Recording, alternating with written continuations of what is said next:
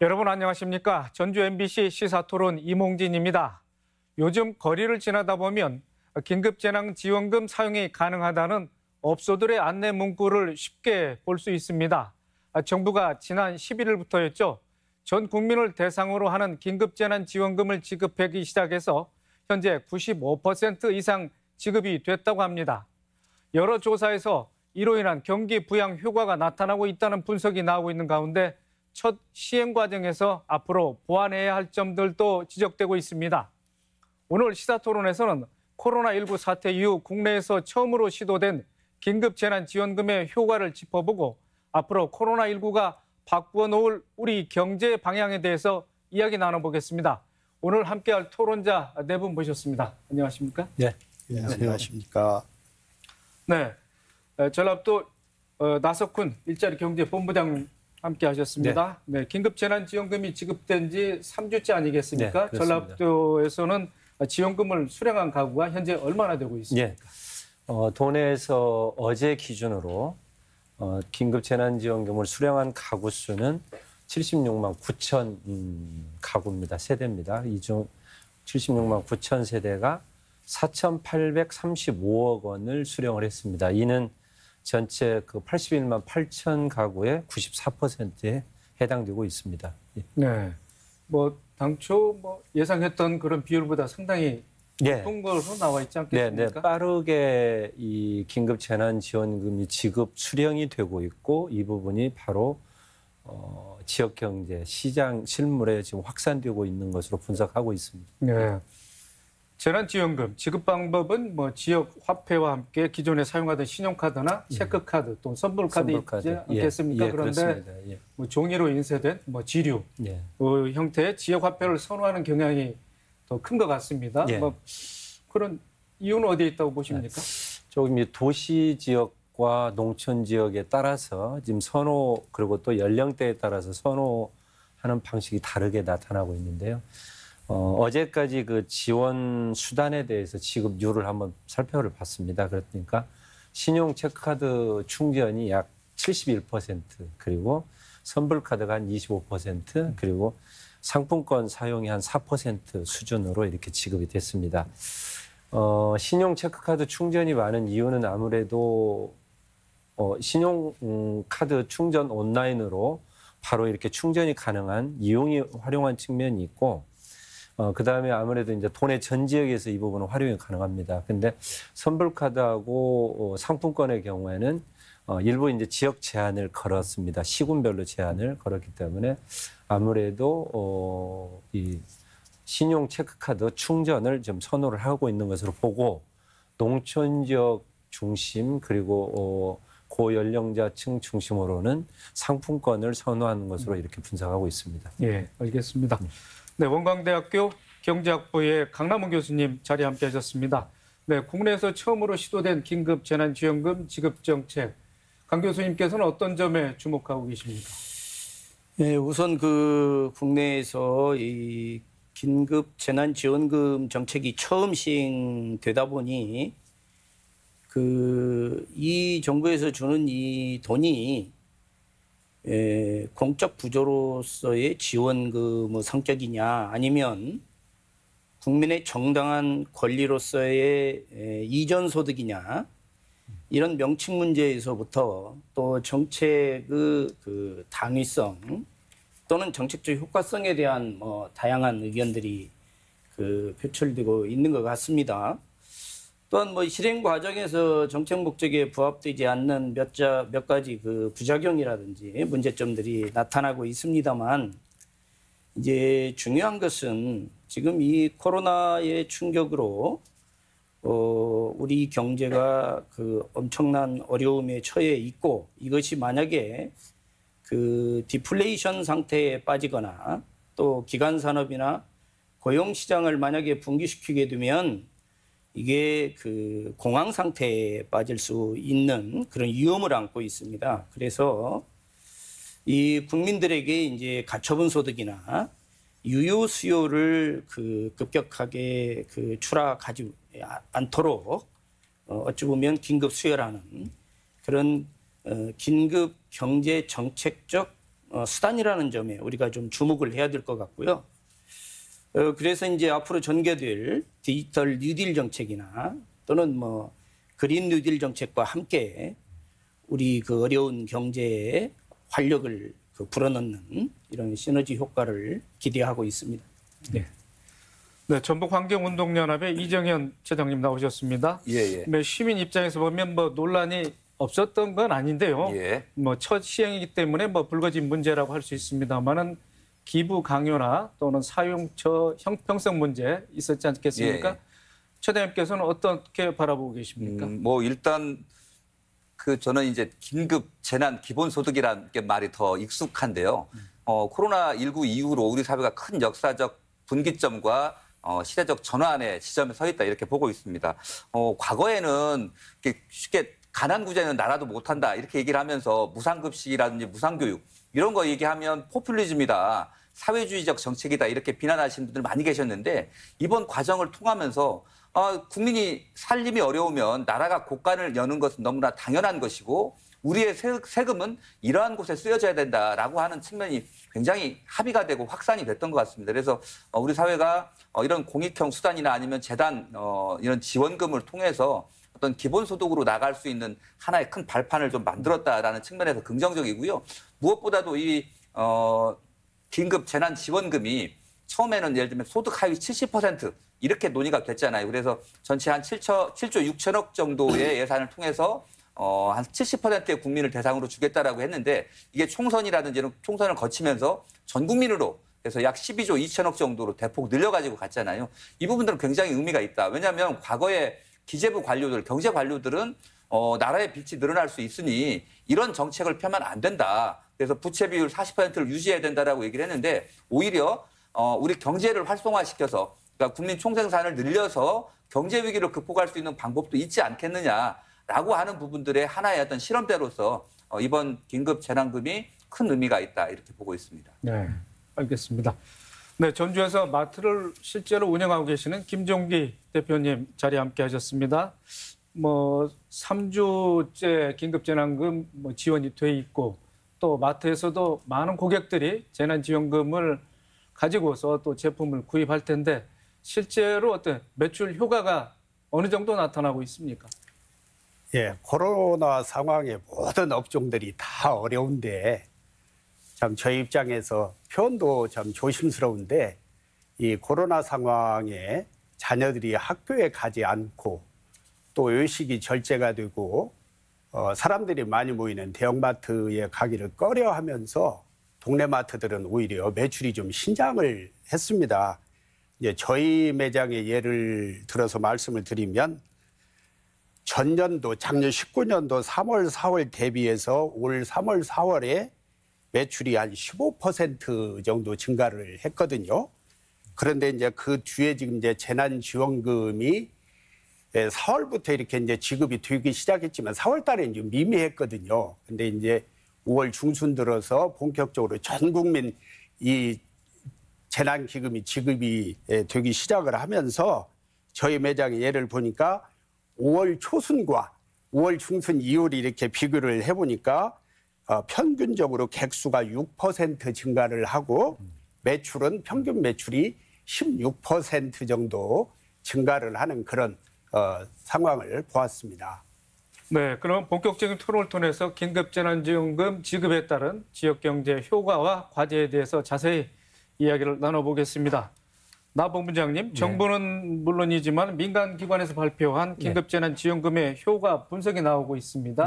좀 자세히 좀 짚어주시죠. 긴급재난지원금이 풀리면서 침체된 어떤 지역경제 활성화 이 부분에 효과가 바로 나타나는 것으로 이렇게 분석이 되고 있습니다. 한국신용데이터 소상공인 결제 정보 자료에 의하면은 금년도 3월 말에 전년 대비해서 약 13%가 매출이 감소한 것으로 이렇게 나왔었는데 긴급재난지원금이 풀리기 시작한 5월 둘째 주부터는 지난해보다도 약 2.3% 증가한 것으로 이렇게 나타났습니다. 그리고 소비자 심리 지수 이 부분이 이제 매우 중요한 부분인데 한국은행 전북본부에서 26일 날 발표하면은 지난달보다 약 6.1%포인트 80.6%에서 5월 달에 86.7%로 한 6.1%포인트가 상승한 걸로 이 재난지원금 효과가 바로 나타나고 있고, 이 부분이 바로 이 소비진작 효과로 바로 나타나고 있는 것이 지금 뉴스에서 나오고 있는 것처럼 바로 삼겹살값 인상, 소고기값 인상 이렇게 바로 실물에서 이렇게 나타나는 걸로. 그러니까 조사에 의하면 삼겹살값 600g 기준에서 14,000원에서 한 2만 원 정도대로 4,000원 내지 5,000원 정도 인상한 것처럼 이 재난지원금이 바로 이 소비 심리를 바로 확산시키고 있는 것으로 나타나고 있습니다. 네. 이 처장님께서 재난지원금 수령하셨습니까? 네. 저는 실제로 사용해 보니까 어떻습니까? 예, 그 카드는 이제 제가 신용카드를 포인트로 받아가지고 아내에게 줬고요. 문자는 제 휴대폰으로 오기 때문에 제가 체크를 하는데 한 12일 정도 19건 정도 썼고요. 35만 원 정도를 썼는데 동네에 있는 마트, 그다음에 로컬 푸드 매장, 그리고 이제 아이 이제 고3이니까 간식, 그리고 이제 뭐 콩나물 국밥도 좀 사 먹고요. 그다음에 최근에 좀 이게 확장이 되고 있습니다. 그러니까 병원에 갈 때도 이걸로 결제를 하고 약국도 결제를 하고 이렇게 되고 있습니다. 그래서 아직까지 뭐 사용처가 좀 제한됐다라는 걸 느끼지 못하고 사용을 좀 하고 있고요. 뭐 저한테는 여름 옷 한 벌 사 입으라라고 얘기를 하는데 아직까지는 못하고 주로 이제 생활비로 이렇게 쓰고 있는 그런 상황입니다. 그래서 아마 쓰고 있는 분들은 아주 슬기롭고 지혜롭게, 그러니까 이거를 왜 국가가 재난 지원금을 줬는지를 국민들이 잘 알고 있습니다. 그래서 가능하면 지역 상권이라든지 그다음에 더 어려운 사람들에게 써야 되겠다 이런 생각들을 가지고 소비 활동을 하시는 걸로 이렇게 알고 있습니다. 네. 물론 마트나 이제 음식점에서 많이 사용들 하고 계신데 네. 강 교수님께서 어떻게 사용해 보셨습니까? 뭐 제가 직접 사용하지는 않고요. 그렇지 않더라도 주변 분들한테 좀 들으신 얘기 좀 들려주시죠. 예, 뭐 아무래도 그 이제 어떤 뭐 자기 기본적인 평균 소득에 플러스 알파와 같은 효과가 있기 때문에 보다 좀 폭넓게 사용하고 있는 것 같습니다. 근데 이제 뭐 방금 전에 우리 국장님께서도 말씀을 하셨지만 지금 소비자 심리 지수가 5월에 77.6으로 이렇게 나타나서요.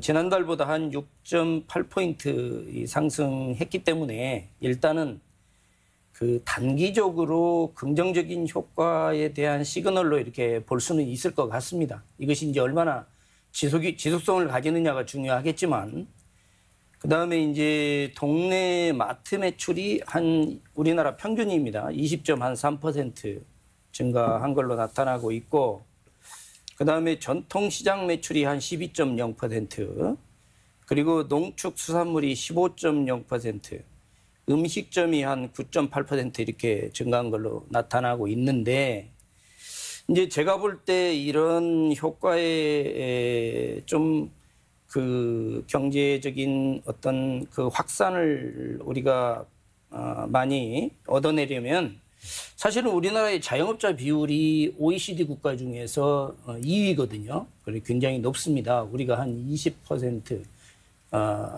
뭐 미국이 한 5% 정도, 일본이 한 10% 정도 되는데, 그런데 우리는 이 자영업자들이 도소매, 숙박, 음식업종 여기에 집중돼 있거든요.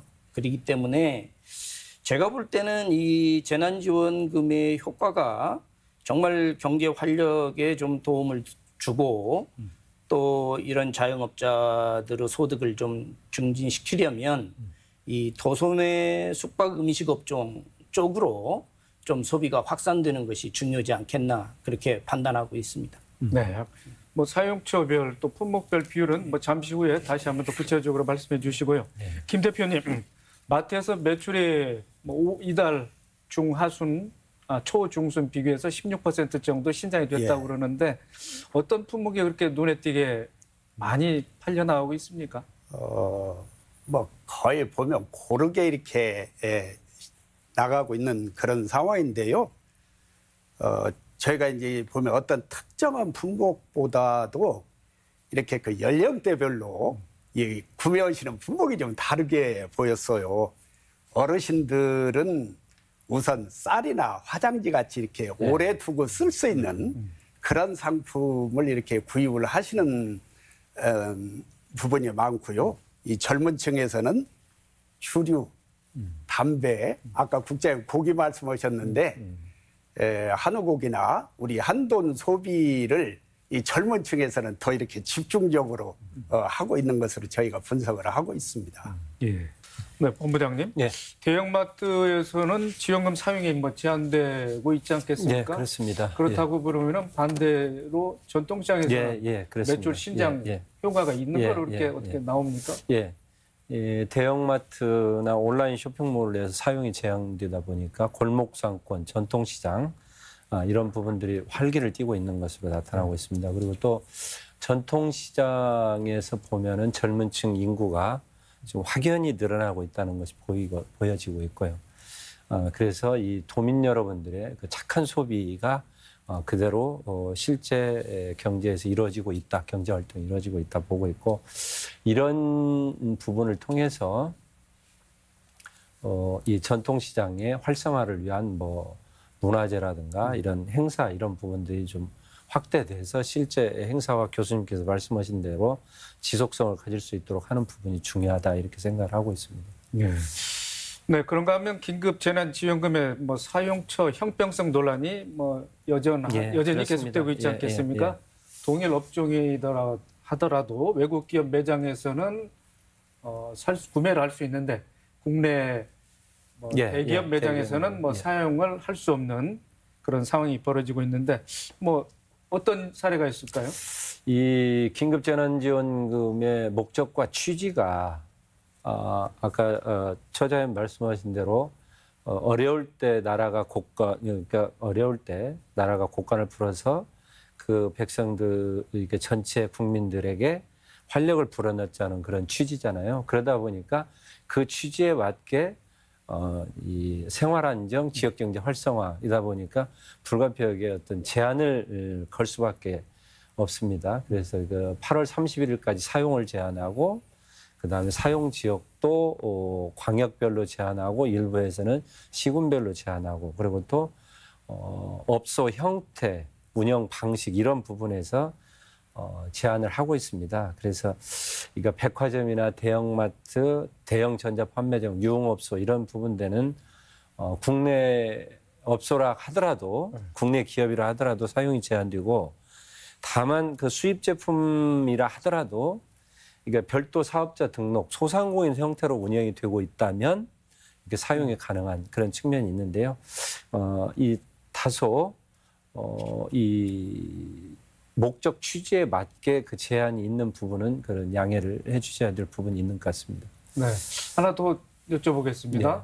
뭐 유흥사치 업종으로 골프장이라든지 또 탁구장, 당구장은 이런 스포츠 레저 관련 분야가 이번 재난지원금을 사용할 수 없는 그런 업종으로 제한이 돼 있는데 이런 부분에서는 사실 우리 강 교수님께서 말씀하셨지만 도소매 음식 숙박업과도 관련이 있고 많은 코로나19 사태 속에 직격탄을 맞았는데 그런 부분에 대해서는 어떻게 생각하십니까? 그 이제 원칙적으로 아까도 말씀드린 것처럼 그 사용 제한을 그런 업종이 그 유흥업종 그다음에 일반 시민들에게 바로 이제 접촉이 하기 어려운 레저 업종 이런 부분들은 제한을 걸었는데요. 그래서 대표적으로 이제 골프장, 그다음에 이제 스크린 골프장, 노래방 이런 부분들을 제한을 걸은 부분인데 이런 레저 업종으로 분류된 것은 사용이 이렇게 어려운 이렇게 제한을 걸은 것으로 해서 이해를 해주셨으면 좋겠습니다. 왜냐하면 다시 한번 말씀드리면 이 목적과 취지가 생활 안정, 그다음에 지역 경제 활성화 이 부분에 초점을 두기 때문에 이 확장성 이 부분도 중요한 어떤 정책 목적을 가지고 있기 때문에 제한을 걸은 부분 측면이 있습니다. 네. 이 처장님께서는 뭐 어떤 입장을 갖고 계십니까? 그러니까 이게 저는 뭐 재난 카드를 사용할 수 있는 뭐 사용처라든지 그다음에 사용 범위 이런 부분들을 더욱더 좀 넓히는 게 맞겠다. 크게 이제 지역 정도의 그 설정을 좀 해두고요. 나머지 것들은 좀 더 많이 풀어야 되겠다. 왜냐하면 우리가 말한 사치업종이라고 할 수 있는 부분들도 기준이 모호하잖아요. 뭐 당구장이나 탁구장이 레저 뭐 사치 업종이냐라고 보기 굉장히 어려운 부분들도 있고요. 그 사치 업종이라고 하더라도 그 업체에서 일하시는 분들은 또 다 지역민들이잖아요. 그런 측면에서 저는 좀 확장해야 된다 생각하고 이게 그 재난지원기금을 선별적으로 할 거냐 아니면 전체 지급할 거냐 이 논쟁하고도 사실은 맞닿아 있는 거잖아요. 형평성 논란도 있는 거고. 왜냐하면 기초생활수급자분들은 현금으로 지급을 했잖아요. 바로 통장으로 넣어드렸거든요. 본인이 쓸 수 있는 정말 필요한 것에 쓰라고 이야기를 한 겁니다. 근데 이 재난지원금은 본인이 필요한 것과 더불어서 지역 경제에 피가 되고 살이 될 수 있는 이것까지 같이 논의를 하다 보니까 이제 제한을 뒀는데 장기적으로 이제 이런 문제들을 이런 경험을 토대로 해서 저는 현금 지급도 검토를 할 필요가 있을 것 같고요. 두 번째는 뭐 그 전에는 사용처는 분명하게 좀 그 확대를 해야 된다 생각을 하고 현재 사용처의 제한을 통해서 상대적으로 불이익을 받고 있는 업종들이 있습니다. 그런데 이 중에서 아까 뭐 노래방이라든지 탁구장이라든지 이런 데는 또 영세 소상공인 영역이거든요. 이런 분들은 별도의 지원책들 정도는 좀 마련을 해야 되지 않겠는가라는 생각이고요. 저는 이제 앞서 편의점에서의 소비 형태들은 젊은이들의 소비 형태라고 생각을 합니다. 근데 저는 어찌 보면 그동안 해보고 싶었던 것들, 못했던 것들이 많이 있잖아요. 어찌 보면 인간적인 삶을 영위하는 곳에도 이런 비용들이 좀 쓰여졌으면 좋겠다. 문화생활과 취미활동을 통해서 이 코로나19로 굉장히 우울증에 시달리는 우리 젊은이들도 많고 시민들이 많거든요. 그런 것들을 좀 개선할 수 있게 운동과 문화에도 좀 여유 있게 쓸 수 있도록 넓혔으면 좋겠다는 생각입니다. 네. 재난지원금의 사용 규제 완화. 강 교수님께서는 어떻게 보고 계십니까? 그러니까 이제 뭐 저는 이제 경제학을 하는 사람이니까 그 이론적으로는 그렇습니다. 정부가 그러니까 국민들에게 어떤 이전 지출을 할 때 이제 현금으로 할 수도 있고요. 또 현물로 할 수도 있고 가격 보조를 할 수도 있고 이제 이런 방식들이 있는데 사실 기본적으로는 현금으로 주는 것이 가장 효율적인 겁니다. 왜 그러냐면 선택의 폭이 넓고 내가 필요한 걸 소비할 수 있기 때문에 그렇습니다. 그렇기 때문에 지역적으로도 그렇죠. 또 그 어떤 그 소비할 수 있는 가맹점이나 업종 문제도 프리하게 하는 게 사실은 가장 효과적인 방법인데 이제 문제는 뭐냐면 정책적 목적이 어디에 강점을 두고 있느냐죠. 타깃을 그러니까 어디에 두고 있느냐. 예를 들어서 지역 경제를 활성화한다. 또 자영업자와 같은 이런 중소 상인들의 소위 생존권을 보장한다. 뭐 이런 데 정책적 목적이 있다고 하면 거기에 맞도록 그 지역적 또는 어떤 그 사용처 이런 것들의 제약을 가하는 것은 뭐 어쩔 수 없는 겁니다. 정책적 목적에 따라서 다르게 적용할 수밖에 없기 때문에요. 이제 하지만 저는 그 이 사용 지역과 관련해서는 우리 전북 지역이 이 도세도 좀 약하고 이렇지 않습니까? 그래서 저는 이런 어떤 지역주의를 너무 강화하는 쪽으로 가는 것은 오히려 우리의 경제 영토를 좀 좁히는 결과를 가져온다. 그래서 저는 좀 예를 들면은 뭐 전남북 정도라든지 이렇게 사용 지역의 영역을 조금 확대하는 것이 저는 오히려 경제적 활성화 효과가 더 크지 않을까 좀 그런 생각도 합니다. 왜냐하면 이 관광객이라든지 이런 수요도 또 여러 가지 이렇게 우리가 계산할 수 있기 때문에 그래서 지역적인 측면에서는 저는 좀 확대를 했으면 하는 그런 의견이고요. 이제 업종이나 이 가맹점 이런 측면에서는 이 자영업자들의 소득 증대 효과가 극대화되는 쪽으로 그걸 좀 재조정하는 것이 어떨까 그런 생각을 갖고 있습니다. 네. 정책 목적에 초점을 맞춰야 되고 또 사용 지역을 좀 넓히자. 네. 그런가 하면 공과금이라든가 교통비, 카드 대금 납부는 또 지금 막고 있지 않겠습니까? 예, 그렇습니다. 뭐 한번 이 부분에 나 본부장께서 말씀해 주시죠. 처장님, 교수님 말씀하신 어떤 사용 제한, 그다음에 지역 제한 이런 부분들에 대해서도 저희들이 이제 충분히 시뮬레이션도 해보고 어떤 것이 가장 효과적인가 하는 부분도 이렇게 검토를 해봤습니다. 그런데 일단은 어떤 광역적 제한은 그런 것이 좋겠고 광역적 제한 못지않게 또 시군별 제한도 또 중요한 부분이라고 봤습니다. 그런 부분이 있고요. 그다음에 이제 그 사용 제한 업종은 기업형 슈퍼마켓, 대형마트죠. 그러면 이마트나 홈플러스, 롯데마트 이런 대형마트와 백화점, 그다음에 대형 전자 판매점, 하이마트나 뭐 전자랜드 이런 부분들이고, 그다음에 유흥 업종, 레저, 사행 업종 이런 부분들은 안 되는 부분인데요. 그다음에 이제 이 재난지원금으로 조세를 낸다거나, 그다음에 공공요금을 낸다거나, 그다음에 보험료를 낸다거나 이런 부분들은 제한이 되고 있습니다. 이런 취지는 근본적으로는 아까 그 목적을 이제 처장님께서 이 탁구장이나 노래방 이런 부분들을 좀 푸는 것이 합리적이지 않냐라고 이제 보신 측면에는 소상공인 보호 측면에서는 분명히 일리가 있다고 보고 있습니다. 그런데 다만 이 분류가 레저 업종으로 이렇게 분류가 돼서 제한이 일정 부분 됐는데 이런 부분에 대한 검토가 필요하다고 보고 소상공인 차원에서는 별도로 이제 저희들이 이따 나중에 말씀드리겠습니다만 그 긴급 이 감염병 고위험 감염병 시설로 해서 별도로 이제 지원 자금도 지원을 해드렸습니다만 이 긴급 재난지원금으로는 사용 제한 업종으로 이렇게 정부에서 일괄적으로 이렇게 제한을 했습니다. 네. 강 교수님, 우리나라보다 많은 재난지원금을 지급한 해외 국가들의 사례는 어떻습니까? 일단은 몇 가지 좀 말씀을 드릴 수 있겠는데 우선은 이렇게 국민의 어떤 개인의 총소득이 국가의 공적 이전 소득 비율이 높게 차지하는 그런 국가들을 보면 대부분 이제 선진국이나 복지 국가들입니다. 그래서 이제 스웨덴이라든지 영국, 프랑스, 일본, 미국도 이번에 우리보다 더 많이 이렇게 지원하고 있거든요.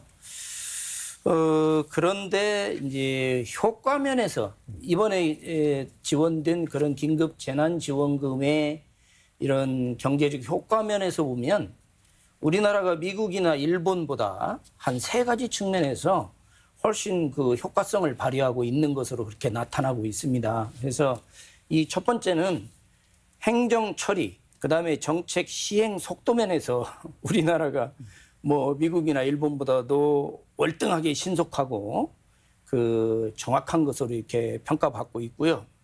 그다음에 두 번째로는 아까도 잠깐 말씀드렸습니다만은 우리나라가 자영업자 비중이 높다 보니까 이게 소비 촉진 효과를 통해서 어떤 소득 증대 효과가 아주 이렇게 폭넓게 나타나는 미국이나 일본보다도 이런 긍정적인 효과가 나타나고 있고요. 그리고 세 번째로는 이제 소비 문화와 관련된 부분이 있는데 미국 같은 경우에는 잘 아시겠습니다만 이 치안이 불안하기 때문에 10시 이전이면 다 가게가 문을 닫습니다.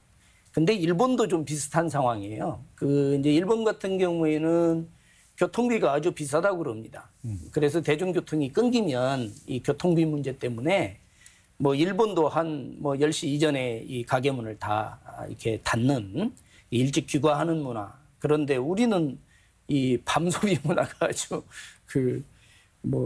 밤 7시에서 오히려 한 12시까지 이렇게 밤 소비 문화가 활용이 돼 있다 보니까 이런 긴급 재난지원금의 소비 촉진 효과가 이제 미국이나 일본보다 훨씬 더 크게 나타나고 있다. 네. 아주 이런 측면에서는 우리나라가 굉장히 긍정적으로 지금 보여지고 있습니다. 네. 이 차장님, 좀 전에 차상위 계층에는 현금으로 지급을 해야 된다. 또 그렇다고 보면은 또 신용카드 이렇게 또 이런 또 부작용도 있지 않겠습니까? 이런 거에 대해서는 어떻게 또 보완책을 마련해야 될까요? 흔히 우리가 이제 지역 사랑 상품권이라고 하는 방식으로 이제 또 오늘의 상품권 이렇게 해서 이제 전통시장이라든지 일부 가맹점을 통해서 이런 이제 상품권들을 지원을 상품권 깡이죠, 하고요. 상품권 깡. 그렇게 하게 되면 이제 거기에 한 10% 정도 더 소비할 수 있도록 그렇게 이제 지원해주는 그런 방식들이었는데 이번 이제 지역화폐들은 대부분 이제 이렇게 종이화폐를 주는, 그러니까 나이 드신 어르신들이라든지 시골 지역은 이제 그 카드라든지 이런 게 익숙하지 않기 때문에 그게 가능한데 도시 지역은 대부분 이제 신용카드 방식의 지역화폐 제도가 좀 안착화가 돼야 되겠다. 왜냐하면 그 과거에 이제 종이로 만들어진 지역사랑 상품권, 시장 상품권은 시장에서 주로 쓰게 돼 있잖아요. 그러니까 일반적으로 우리 시민들이 소비할 수 있는 여러 가지 매장이라든지 소비처에는 이걸 쓸 수가 없었습니다. 그래서 이번 이제 그 재난 지원소득 기금 지원금 이 문제를 앞으로 어떻게 쓸 것인가라는 부분들, 그리고 국가에서만 준 게 아니고 지자체에서도 지금 이런 그 재난 지원 소득들이 좀 지급이 됐었잖아요. 이 부분들이 지역에 정확하게 어떤 목표를 가지고 누구를 좀 더 살찌울 것인가, 이 부분들을 좀 고민하는 차원에서 지역화폐 문제가 더욱더 확대가 될 것 같고요. 전주도 최근에 이제 지역화폐 조례를 통과시켜서 약 300억 규모의 지역화폐 시장을 만들어내겠다라고 했는데 이 부분들이 앞으로 계속 확장이 되지 않을까 이렇게 보고 있습니다. 네, 맞습니다. 지역경제 선순환 구조를 확립할 그런 방안에 대해서 우리가 또 고민을 해봐야 될 텐데 예.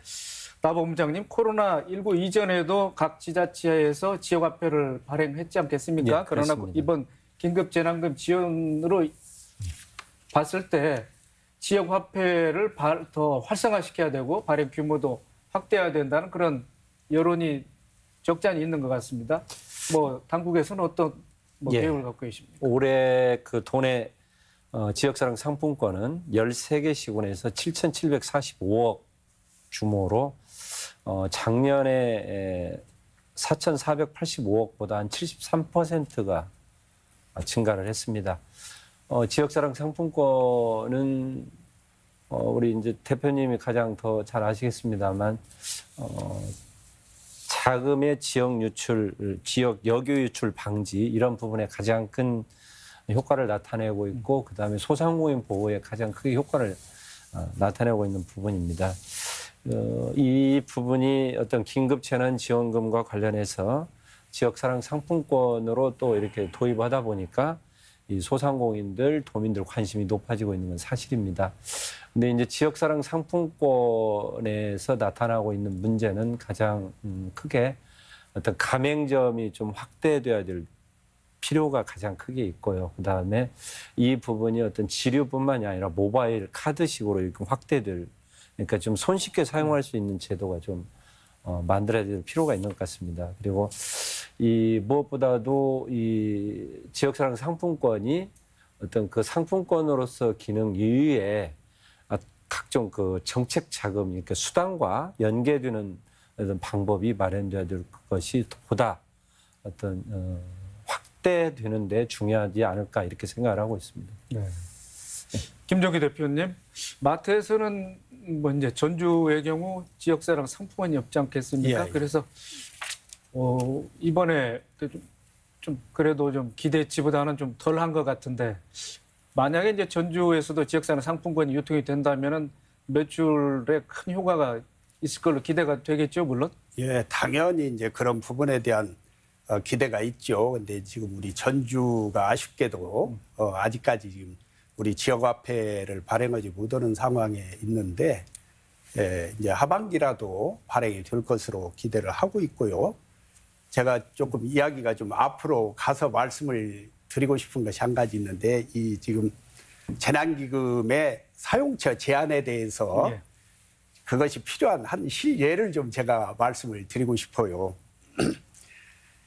그 우리 전주 지역에 이 코로나19 확진자가 처음 나왔다고 발표가 된 날이 2월 20일이거든요. 근데 2월 21일부터 그러면서 그 롯데 백화점하고 그 일부 대형마트가 이틀간 또 3일간 문을 닫았어요. 그런 상황에 동네 마트들에게 생각지 못한 변화가 있었는데 저희 매장의 예를 보면 저희 매장은 대형마트하고 거리가 지금 2km 이상 떨어져 있거든요. 그런데 그 3일간에 어떤 변화가 있었는 거니? 객수가 그 전주에 비해서 25%가 증가를 하고 매출은 70%가 증가를 했어요. 그것을 볼 때 저도 깜짝 놀란 것이 이제 그동안에도 대형마트가 한 달에 2번씩은 휴점을 하는 날이 있었거든요. 근데 이제 그때는 다 이렇게 예상이 돼 있었기 때문에 마트들도 대비를 하고 고객들도 거기에 맞춰서 어떤 이제 준비를 하셨을 텐데 이번 코로나 상황은 느닷없는 상황이 생기니까 이렇게 동네 마트를 이제 대형 마트를 가지 않고 동네 마트로 이렇게 고객들이 몰리게 되면서 객수도 많이 증가했지만 매출이 70%가 증가한다고 하는 것은 이건 명절이 아니고는 좀처럼 생각이 어려운 일이거든요. 이런 모습을 볼 때 그동안에 대형마트가 이 동네 지역 상권에 얼마나 큰 영향을 지금 주고 있었는가 하는 것을 알겠더라고요. 그런 면에서는 최대한 어쨌든 이제 사용처를 확대는 해야 되겠지만 또 일부는 반드시 제한이 필요하다. 그런 말씀을 좀 드리고 싶어요. 제가 말씀드리겠습니다. 그러니까 이제 대표님께서 말씀하신 측면이 그런 측면도 이제 분명히 있을 것입니다. 있을 것입니다만은 저도 이제 지금까지 쭉 코로나 이후에 어떤 카드 매출이라든가 지역 소비 트렌드 경향을 계속 지금 체크를 하고 있는데 코로나 도내에서 코로나 확진자가 발생한 시점 이후 한 2, 3일 동안은 카드 매출이 현격하게 떨어집니다. 그리고 한 3일이 지나면서부터 이렇게 점차적으로 완만하게 회복하는 추세인데 그것은 이제 그런 어떤 백화점이나 사용 제한도 있었지만은 도민들께서 이 혼잡한 데를 가지 않고 동네 가게 있는 데 가서 잠깐 사고 하고 이게 필요한 부분들을 구매하는 이런 어떤 코로나의 방역 심리가 발동돼서 그런 측면도 분명히 있을 것으로 저는 분석을 하고 있습니다. 네. 일단 재난지원금 지급을 해서 우리 경제 활동에 이런 변화가 있는 모습을 우리가 좀 논의를 해야 되니까 이 처장님, 예. 지자체별로 착한 소비 촉진을 하는 그런 아이디어가 많이 지금 양산이 되고 있습니다. 어떤 것이 있는지 좀 내용을 소개해 주시죠. 예, 구체적으로 이제 선 결제를 하는 것. 그러니까 지역에 있는 자기 단골 가게라든지 자그마한 마트에다가 10만 원 이상을 선 결제를 하게 되면 해서 이걸 인증 사진을 찍어서 SNS에 올리게 되면 상품권을 준다든지 아니면 음식점을 이용하면 마스크를 제공을 한다든지 이런 인센티브를 좀 주는 경우들도 있고요. 그다음에 일정 부분 소비를 하게 되면 여기에 한 10% 정도를 더 얹어서 소비를 촉진하는 자치단체들도 있고요. 그다음에 가장 일반적으로 하는 형태들은 그러니까 예를 들면 지역에 있는 공무원이라든지 공공기관에 종사하는 분들이 릴레이로 어느 특정된 시장이라든지 어떤 음식 골목이라든지 이런 데를 찾아가서 그 음식을 소비를 하고 또 소비하는 사람이 다른 분들을 좀 지목을 해서 함께 하자. 우리 지역에서도 화해 농가 지원하기 이런 프로그램들 이렇게 많이 있는데 그런 부분들이 있고요.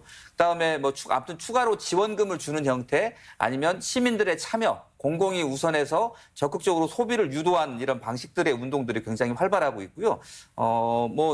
우리 지역에서는 예를 들면 동네 작은 책방들을 좀 지원해 주자고 하는 그래서 책을 사서 또 홍보하고 하는 이런 움직임들이 굉장히 다양한 형태로 진행이 되어가고 있다. 그래서 관에서 또 역할을 하는 부분들도 있지만 시민들이 자발적으로 참여를 하면서 적극적으로 착한 소비를 유도하고 있는 모습들은 굉장히 흔하게 많이 볼 수 있는 것 같습니다.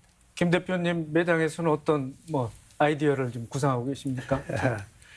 저희 같은 경우에는 이제 현장에서 어쨌든지 이제 고객들을 한 분이라도 더 모셔와야 되는 그런 상황이기 때문에 재난기금을 쓰시는 분들에게는 2% 정도의 그 구입 금액에 할인을 해드리는 그런 정책을 지금 실행을 하고 있습니다. 예, 알겠습니다. 나보문장님, 예. 네, 정부에서 지급한 긴급재난금 지원 외에 지자체별로 재난지원금이라든가 또는 이제 기본소득을 지급한 경우가 있지 않겠습니까? 어떤 지자체든지 좀 소개를 해주시죠. 도내에서 전주시를 제외한 13개 시군에서는 모두 보편적으로 이게 10만 원에서 20만 원까지 모든 시민, 군민을 대상으로 해서 지원을 계획했거나 완료했습니다. 그런데 이제 전주시의 경우에는 어떤 그 구역을 대상으로 해서 지급을 했는데 이 특수 형태 근로 종사자, 무급휴직 근로 종사자 이 부분을 대상으로 해서 별도로 생계비 지원 방식을 하는 프로그램을 지급을 했습니다. 그래서 이 부분이 이제 각 그 자치단체별로 목적과 대상 취지 그다음에 재원의 어떤 규모를 달리해서 이렇게 지원하고 있는 상황입니다. 네, 이 차장님. 예, 예. 뭐 나 본부장께서 이제 전주시의 경우를 말씀하셨는데 예. 뭐 선별적 지급 한 그 전주시 예. 그 이런 재난 기본 소득이죠 예. 명칭에 예. 시행 초기에 좀 논란이 있었습니다. 뭐 어떤 점을 보완해야 되는지 좀 말씀해 그러니까 주시죠. 뭐 저도 전주 시민으로서 상당히 아쉬운 부분인데요. 그 저희가 이제 재난 기본소득 소득 1순위인데 이제 소득이 줄지 않았다. 의료보험료가 굉장히 저희가 좀 낮기 때문에 그래서 저희 뭐 대상에서 제외가 됐고요.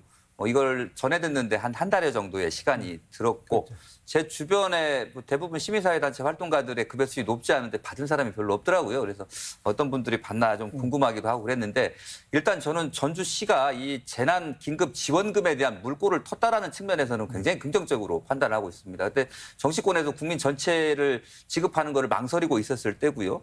그다음에 대부분 뭐 좀 보조하는 방식으로 지원을 하고 있는 부분들을 고민했을 때 물꼬를 튼 부분들은 굉장히 높이 사야 된다라고 생각을 하는데 요거를 선별적으로 지급하는 거 특히 이제 한 5만 명 정도니까 10분의 1이 채 안 되거든요. 이게 굉장히 복잡하고 어렵고 힘들 것이다. 이게 재난 지원금은 필요한 시기에 재빠르게 지급을 해야 되는데 이게 늦어져 가지고 현재까지도 지급이 안 되고 있다. 3월 27일부터니까 지금 만으로 2달이 지난 지금까지도 지급 완료가 안 되고 있다는 부분들이 굉장히 아쉽고요. 또 이걸 보면서 저는 그 우리 시민들, 국민들의 생각이 많이 달라졌다. 그러니까 첫 번째 뭐냐면 야 정말 시장 군수 잘 뽑아야 되겠다. 한편으로는 예를 들면 지난 같은 경우는 뭐 군수 선거가 끝난 지 얼마 안 돼서 그런지 모르겠습니다만 20만 원 지급을 약속을 했고요. 완주군 같은 경우는 5만 원 지역사랑 상품권을 했다가 추가로 이제 다른 지역에서 10만 원, 20만 원씩 하니까 10만 원을 추가로 더 지원을 해줬습니다. 그래서 위급한 시기에 자치단체장이 어떤 판단을 하느냐가 지역 주민의 삶에 굉장히 영향을 미친다 이렇게 생각을 하고요. 두 번째는 예산의 문제입니다. 우리 전라북도 예산이 7조 6천억이라고 프레카드 많이 붙었잖아요. 정말 이렇게 많은 예산 중에서 우리 전라북 도민들에게 돌아갈 10만 원은 왜 없는가? 왜 시민들의 삶을 잘 따뜻하게 덮을 수 있는 우리가 이제 삶의 질을 높이는 사업을 안 하고 왜 뭐 큰 다리 놓는 사업에 여전히 들어가야 되냐. 요 문제가 하나 있었고 마지막으로는 자치단체의 권한이 여전히 약하다. 정부 재난지원금은 제가 휴대폰으로 클릭 4번 만에 이걸 수령을 했거든요. 그 이유는 모든 정부, 예를 들면 의료보험의 정부라든지 이런 부분들이 정부는 다 들여다볼 수 있는 거잖아요. 근데 자치단체는 그거 봤는데 한 달이 걸렸다고 하더라고요. 나중에 이제 법이 바뀌면서 온 거고 그래서 자치단체의 권한이 더욱더 확장이 됐으면 좋겠다. 이런 것들을 이번 그 전주시 사례를 통해서 다시 한번 생각하게 됐습니다. 네, 본부장님. 예. 뭐 전북에서는 이제 광역단체 차원에서 재난 지원금을 지급하지 않고 있는데 뭐 앞으로 뭐 계획은 있습니까? 예. 이번 긴급 재난지원금 이 전체적으로 총 소요 예산이 우리 도내의 소요 예산이 5,048억 원입니다. 8,000세대 기준으로 해서 올해 도내 모든 가구에 그 중에서 국비가 어떤 4,270억 정도고 도비가 386억, 시군비를 모두 포함해서 386억. 그러니까 도의 예산이 한 400억 가까이 들어가고 있고 이전에 코로나19 그 감염 고위험 시설을 대상으로 해서 교회라든가 PC방 이런 부분들을 전부 다 긴급 재난지원금으로 70만 원씩 한 100억 원 정도를 지급을 했습니다. 그리고 또 소상공인 경영 유지 지원금으로 해서 공공요금 지원이라든가 카드 수수료 지원해서 한 110만 원씩 그리고 그 전체적으로 그 2차 보전 자금 지원해서 한 1,500 정도를 지원을 했었고요.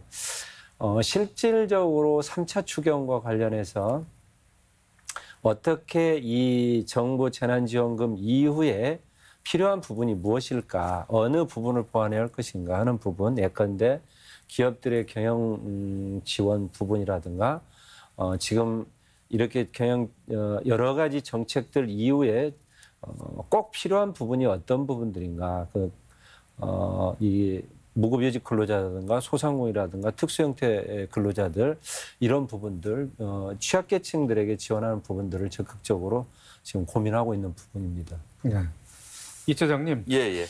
뭐 전국적으로 비교해 보면 지자체별로 재난지원금 지급에 뭐 차이가 있습니다. 예, 예. 이런 차이를 어떻게 우리 도민들 뭐 그대로 받아들여야 될까요? 아니면은 뭐 고르게 전국 다른 타도처럼 우리도 예, 예. 요구를 해야 되는 상황이 도래할까요? 어떻습니까? 일단은 저는 우리 전라북도 내에서는 좀 가능하면 좀 지급 기준이라든지 법 사용처라든지 이런 부분들을 좀 맞췄으면 좋겠다. 그런 측면에서 저는 그 전라북도와 도지사의 리더십이 굉장히 아쉽다. 왜냐하면 시장군수협의회라든지 이런 것들이 많이 되고 있잖아요. 그리고 이게 뭐 지금 이제 지급하는 지역도 있지만 전주 같은 경우는 이미 2달 전에 지급을 시작했던 곳들이 있기 때문에 어찌 보면 뭐 여러 가지 아까 말씀드린 대로 전라북도가 가지고 있는 도세가 약하고 재정 자립도가 낮다라고 하는 측면들은 뭐 저희들 충분히 인정합니다만 그래도 시장군수들이 좀 힘을 모으고 지사께서 리더십을 좀 발휘하셔서 우리 전라북 도민만큼은 거의 비슷한 수준으로 이 재난지원기금이 좀 나갔으면 좋겠다 이런 판단도 하고요.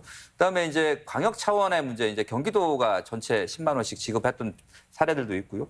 그다음에 뭐 다른 광역 지자체들도 지급을 하고 있는데 특히 이제 여기에 더해서 그 직군이라든지 직종별로 좀 낮은 부분들이 있잖아요. 예를 들면 뭐 영세 소농이라든지 아까 말한 자영업자분들, 그러니까 자영업자 중에서 지원들이 일부 있는데 이런 분들을 좀 찾아서 좀 맞춤식 지원은 좀 별도로 좀 추진을 하되 지원하는 대상들은 좀 가능하면 우리 도민들은 비슷한 수준의 지원을 좀 받았으면 좋겠고 저는 전라북도가 또 국가의 요구를 좀 해야 된다고 생각을 합니다. 이 도세가 다르고 재정 자립도가 낮은 이 부분들을 해결을 해줘야지 경기도에 있는 데는 뭐 몇 군데서 받았네 이렇게 얘기를 하는데 그나마 소외되었다고 생각하는 이런 농어촌 지역들은 더 어려운 부분들은 정부가 나서서 좀 해결을 해줘야 된다고 생각을 합니다.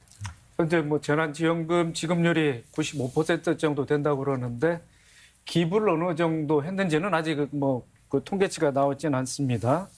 그런데 재난지원금 당초 뭐 취지인 뭐 소비 진작과는 약간 좀 기부가 좀 배치된 면도 없지 않아 있지 않겠습니까? 그래서 앞선 뭐 이야기 나온 것처럼 뭐 소비 활성화를 통한 기부 방법 어떤 면이 있을지 우리 이 처장님. 예. 자료가 별로 없긴 한데 제가 신문 기사를 검색해 보니까 경기도 같은 경우 이제 1인당 10만 원 정도 받으셨는데요. 재난 기본소득 기부 물결이 이어졌다 보니까 2주 정도에 2억 4천만 원 정도가 쌓였다 이렇게 이야기를 하고 있습니다. 그러니까 좀 여유가 되시는 분들, 좀 넉넉하고 안정적인 소득이 꾸준하게 유지되는 부분들은 이제 처음에는 받지 않는 게 좋겠다라고 얘기했다가 일단은 국민 모두가 받고 이 부분들을 기부를 해서 공공 영역에서 쓸 수 있도록 했으면 좋겠다라고 얘기를 했고 또 그런데 이제 뭐 강원도 도지사께서는 이거 기부하지 말고 지역에다 다 쓰자. 이 두 가지 안에 핵심이 있다고 생각을 합니다. 저희 사실 시민사회 내부에서도 이번 재난지원기금 이 국면에서 좀 기부를 좀 유도를 좀 한번 해보자라는 걸 가지고 논란을 한 적이 있었는데 저희 내부에서도 이 기금은 지역 상권과 지역 경제를 살리기 위해서 직접 소득을 하는 거기 때문에 이 시기에 우리가 뭐 기부금을 좀 모집을 하는 활동을 적극적으로 하는 건 적절하지 않다는 의견도 있었고요. 한편으로는 우리의 활동이 우리 사회를 좀 더 건강하게 만들고 활기를 불어넣는 거기 때문에 해야 된다. 이런 논란들이 있긴 합니다만 여전히 그 부분에 대해서는 각각의 판단을 좀 맡겨야 될 부분인 것 같습니다.